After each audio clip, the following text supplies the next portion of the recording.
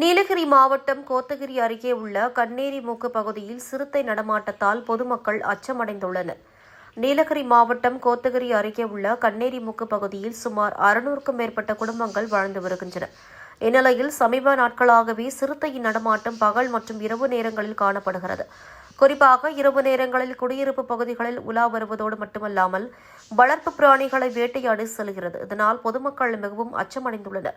அது மட்டுமல்லாமல் கண்ணேரிமுக்கு பகுதியின் அருகே தனியார் நிலத்தில் முட்புதர்கள் அகற்றப்படாமல் இருப்பதால் பகல் நேரங்களில் அங்கு ஓய்வு எடுப்பதுடன் அங்குள்ள தனியார் தேயிலை தோட்டங்களில் உணவு தேடி உலா வருகிறது. அதனால் தேயிலை தோட்டங்களுக்கு பணிக்கு செல்ல தேயிலை தோட்ட தொழிலாளர்கள் அச்சமடைந்துள்ளனர்.